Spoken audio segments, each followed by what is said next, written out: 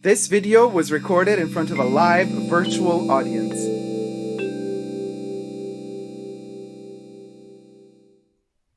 Hi everybody, Dacob here. Welcome back to the Fashion Bunker. Today we're going to be reviewing together Wolfgang Joop's Joop pour Femme, or just Femme actually. Joop Femme. There is no for woman, just Joop woman.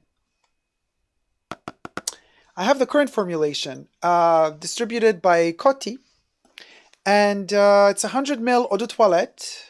Yeah, 100 ml eau de toilette. Batch code 0336. Now, we're going to spray it in just 1 second. Before I get to that, if you like my content but haven't yet, consider now subscribing to my YouTube channel. You can also push the join button next to the subscription button and become a member today of the Fashion Bunker and gain access to extra perks. You can also join me on Patreon, superdacob, all spelled together on Patreon. As a patron, you also get access to extra perks. And thank you to all my members and patrons who have already pledged. Without you, all of these nightmarish visions wouldn't be possible. Thank you also to my co-chatters and co-reviewers because this video is being filmed live in front of a virtual audience. So in the sidebar here, I have my chatting and co-reviewing partners in crime. Thank you guys so much for being there with me. Let's spray Joop Femme.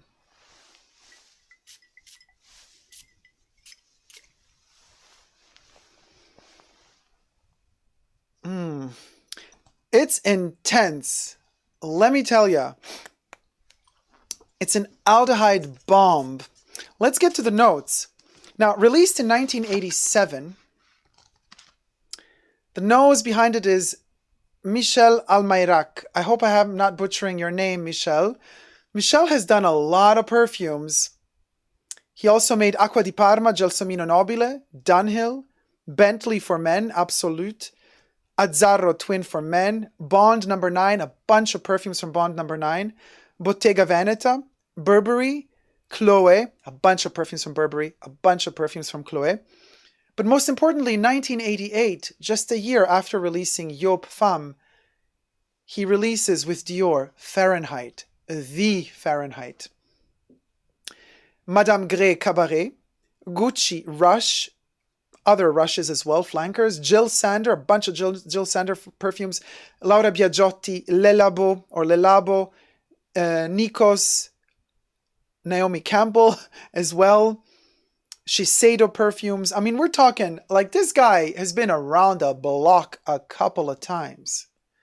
But somehow, Joop Femme and Fahrenheit were kind of the perfumes he made in the 80s. One in 87, and one in 1988. The middle notes of this aldehyde bomb is aldehydes, jasmine, orange blossom, aldehydes, coriander, fruity notes, bergamot, and lemon. Middle notes are jasmine, orange blossom, rose, lily of the valley. Bottom notes, sandalwood, civet, vanilla, amber, musk, tonka bean, patchouli, and cedar. There used to be oak moss in here as well, but the oak moss isn't there anymore. The 80s version had the oak moss. Current formulation, I am reading the ingredients on the side of the packaging. There is no oak moss listed on here or in here. So the oak moss is not there. But listen.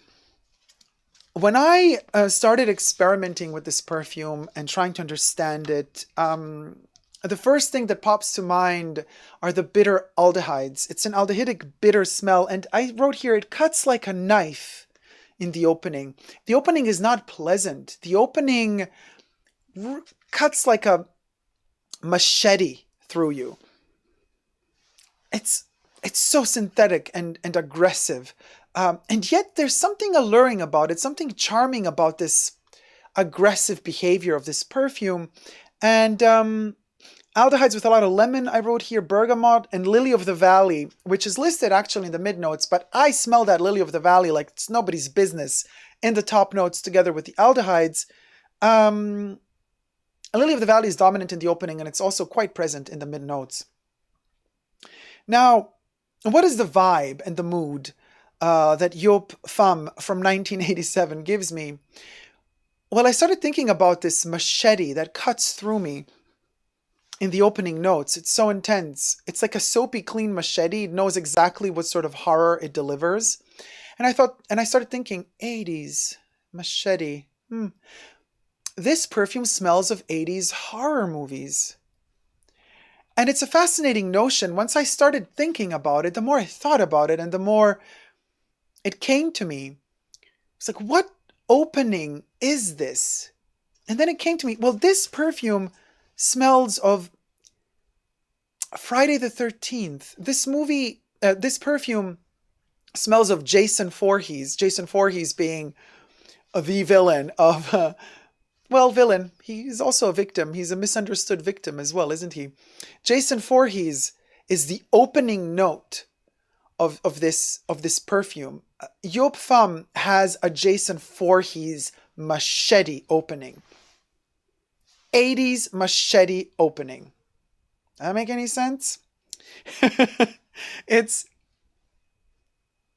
You want to run away from it, but you want to watch more of it. You're attracted to it. You want to stay and watch more, even though you're repelled by it. And it's kind of hard to get through those opening notes. And I sprayed it 5 times now. So right now I'm living in a bubble of Jason Voorhees. And it takes its time. It's a slasher movie. He kills your nerves one by one. He chops them off. Your resistance to this perfume is being really tempted, and he keeps chopping at it, more and more of your limbs in terms of nerves are being chopped off. And it's a painful experience. It's not the most pleasant of experiences. Until all of a sudden, everything takes a turn. Something strange happens. This perfume doesn't smell like a Jason Voorhees aggressive metallic rusty machete anymore in Friday the 13th, but it evolves into almost a delicate sweet smell. Now, here we got jasmine, orange blossom, rose, and still lily of the valley in the middle notes. There's that hint of jasmine there and the rose that already the sandalwood is kicking in, and the warmth of the sandalwood is kicking in, but you have that sense of something sweet, almost like when you're starting to fall asleep and you start to dream, and it's a soft and delicate dream, it's a sweet dream, but you still have that memory of Jason Voorhees. Now, for those of you who don't know how Jason Voorhees looks like, I'm going to try to show you an image. Okay, so this is the opening of JOOP FEMME. This is Jason Voorhees. This is how it feels in the opening. Let me show you another picture. This is Jason. He doesn't have a machete in this scene, but there's a mask hiding that terribly scorched face. And what monster is behind that mask? We don't quite know. But at this point, we've already, before he manages to get to us, the perfume has made a turn for a dreamy state, something sweet. The metallic part of the aldehydes is dissipating, and I can take Jason away, and I'm hiding behind him. He's gone.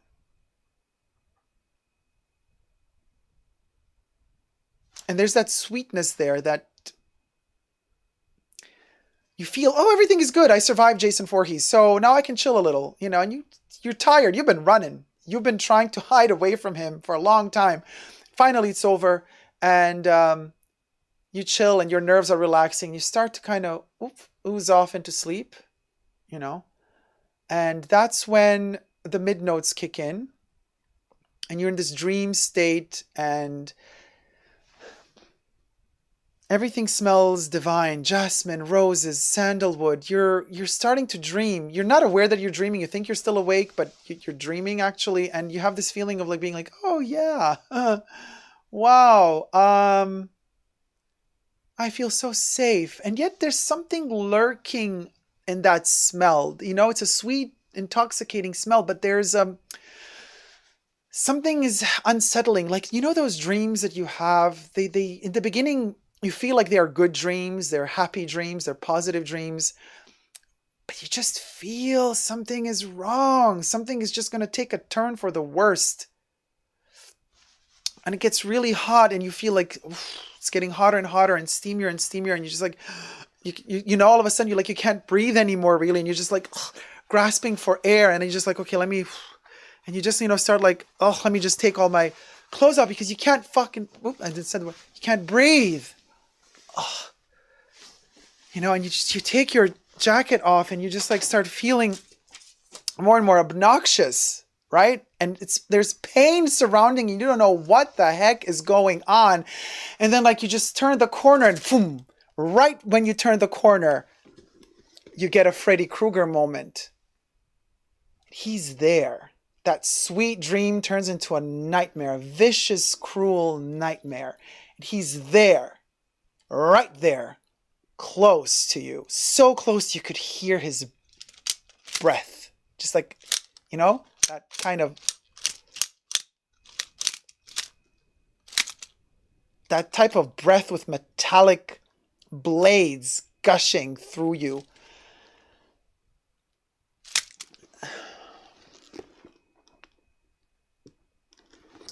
That's the mid notes of this perfume. They have that Nightmare on Elm Street vibe, that smell of sweet turned into a nightmare. You know, something that you don't know why it's so dangerous, but it just is, and you feel dreadful. Where are you going, Freddy? I'm not done with you yet.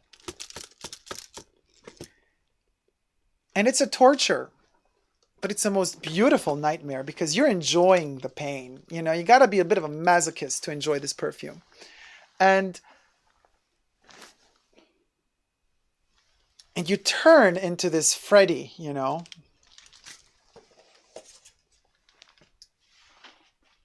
And you start feeling the vibes. You start feeling the whole sensation of him. And it's bubbling up. And you think, am I going to survive this? Am I going to survive myself wearing this perfume? And then, poof, right before you cannot bear it anymore, the perfume takes a turn again. And all of a sudden, we are no longer in this nightmare. It's all kind of dissipating as the sandalwood, civet, amber, and musk kick in. You know, and you start feeling safe all of a sudden, and you're like, I can't. You know, it's like better times are coming, and you can peel off that layer of nightmare off of you. And you're like, oh, I've returned back home, and safetiness of my home. And you become all of a sudden fulfilled with the smell of that sweet sandalwoody, supple smell of amber and musk. And it's combined with the notion, again, of horror movies from the 80s. And what notion would that be in the dry down? Like any good horror movie ending, the smell of the dry down of JOOP FEMME is the final girl. The final girl concept of every good horror movie, slasher movie from the 80s is that last girl that survives every other victim. Everybody dies and she survives, and it's a happy ending. And that girl, she survived. Everybody else died, and she's like all exhausted. But then the music changes all of a sudden at the end of the movie, and there's this like kind of peaceful music, and you smell peace and sweetness and serenity. But like any good horror movie, Every good horror movie slasher ends with tension in the air and an opening to a new nightmare, an opening to potential sequel for that movie, because every good horror movie never ends. So the final girl smell and the base of this perfume is in reality a notion of temporary, serene tranquility that can be disrupted at any moment. There's an eerie unease in this pleasant, sweet smell in the dry down that lingers on. It makes you feel uneasy. It makes you keep smelling it. It's attractive, but it's uneasy. It's synthetic in a way. It's you feel like the danger is over for the time being, but you have not eradicated it. It has not been rooted out to the core and it will never return again. No, quite the opposite. You feel like the danger and evil is lurking around the corner and it's just waiting for the right time to pop out again and get you. That's the smell of the final girl. That's the smell of every good horror movie. And that's the smell of JOOP FEMME in the dry down. And so this final girl, you know, she's happy that she survived and she's leaving this place of terrors behind. She survived Jason Voorhees. She survived Freddy Krueger. And on her way out of this nightmare landscape,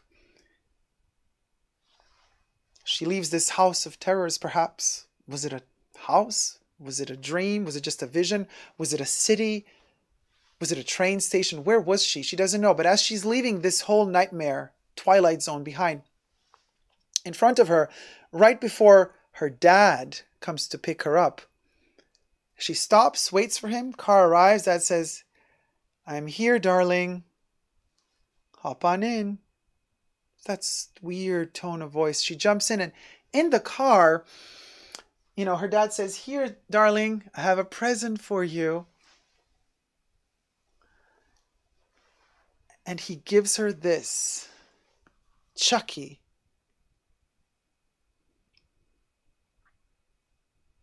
Dressed as Freddy Krueger. If this isn't the beginning to one of the best sequels in history of horror movies, I don't know what is. Chucky versus Freddy Krueger. That's JOOP FEMME for you. I hope you've liked this review. It's very different from my other reviews, but that's what this perfume inspired me.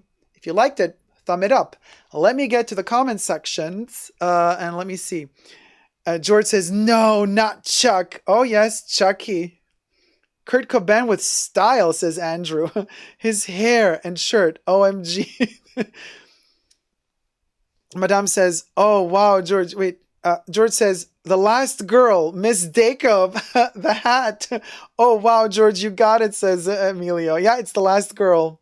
Femme fatale, says Emilio. Drama, says George. Ah, only Dacob can do this, says Candy Fluff. I love it, says Rara. Thank you, guys. The reveal, says Madame. Yes. Work, costume change during the video. Love how you are building up to the reveal of Freddy Krueger, says George.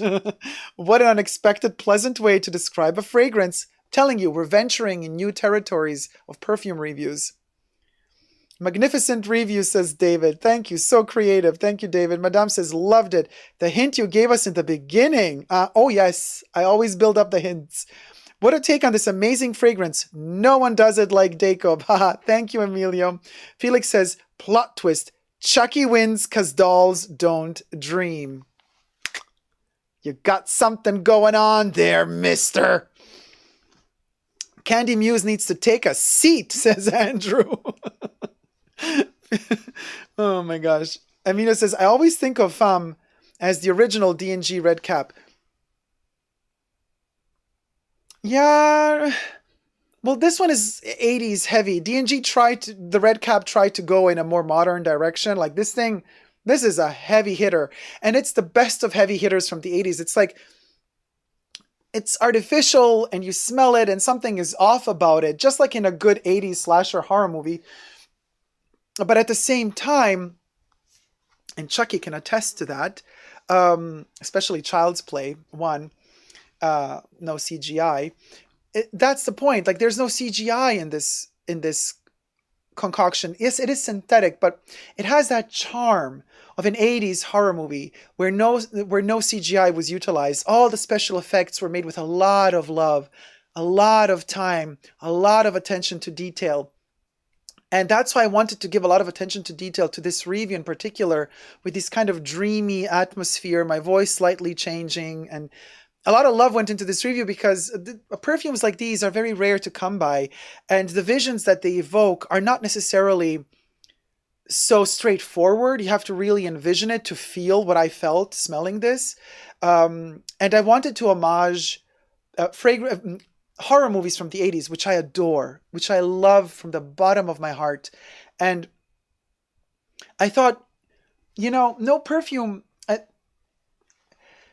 What if the 80s horror movies had a smell? What would it be? And I thought there's nothing better than JOOP FEMME, because as I started smelling it, I thought, wow, the opening is so aggressive.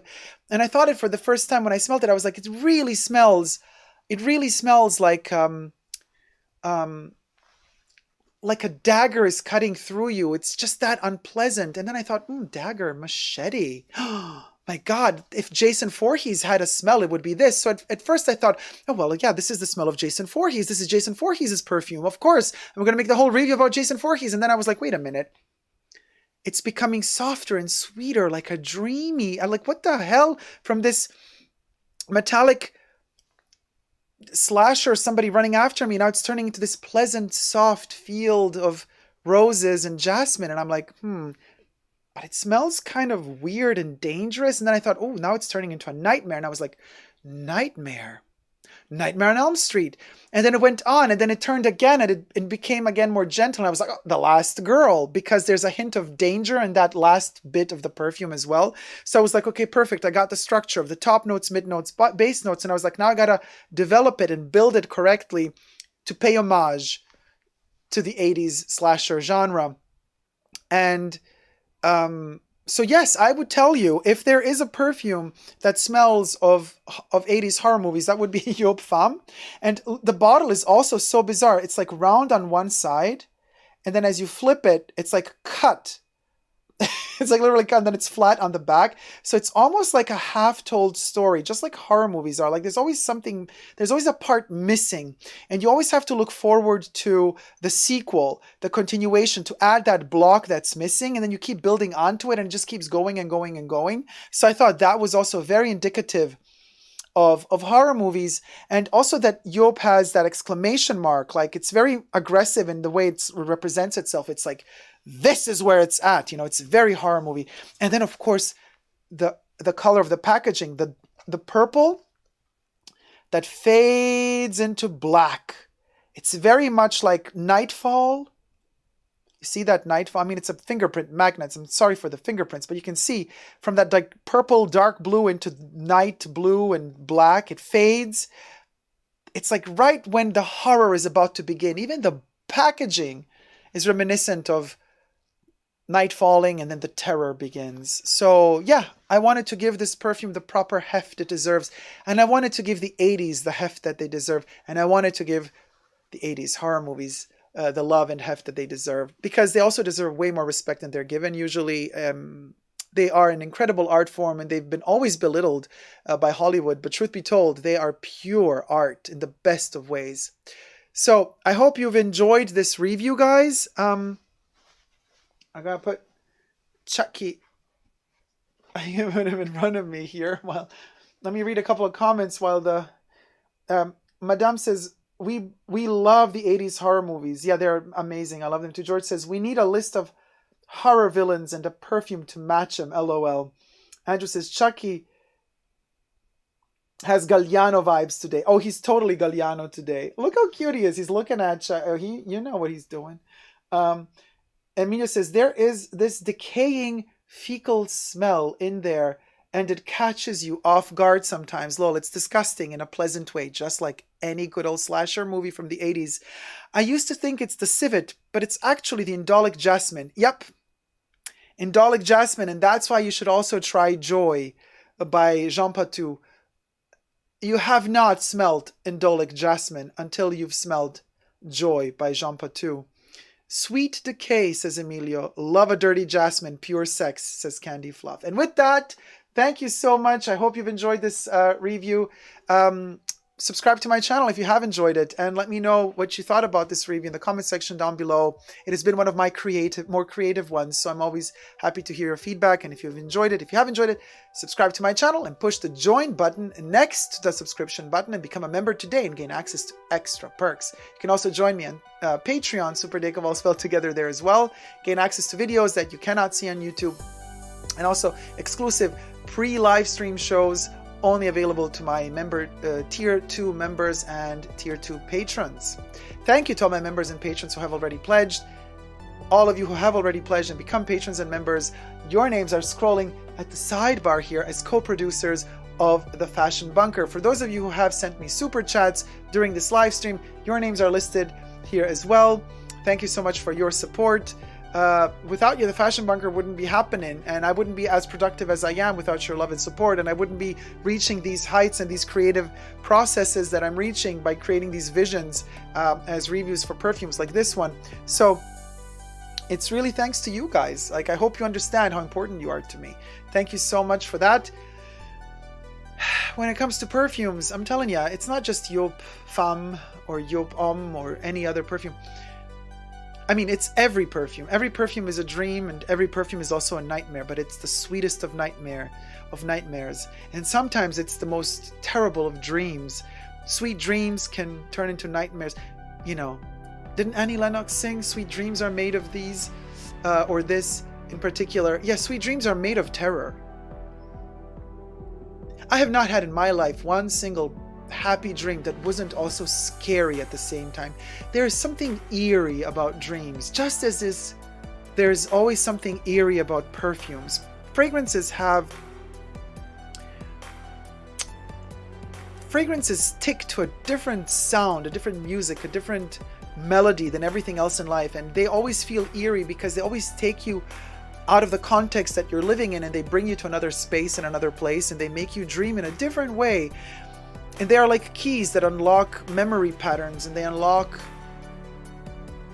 even more further visions. And the more you dig deeper into the world of perfumes, and the more you get to know yourself. And getting to know yourself is a scary place to be. Confronting yourself with yourself is always scary, but in a way I have the feeling perfumes also give you the strength to do that, and they allow you to do that, and they allow you to be that final girl at the end of the day. You survive your own self, but you know that there's always a sequel lurking around the corner. Thank you guys so much for watching. Never give up on spooky, nightmarish love. Until next time, see you soon. Bye.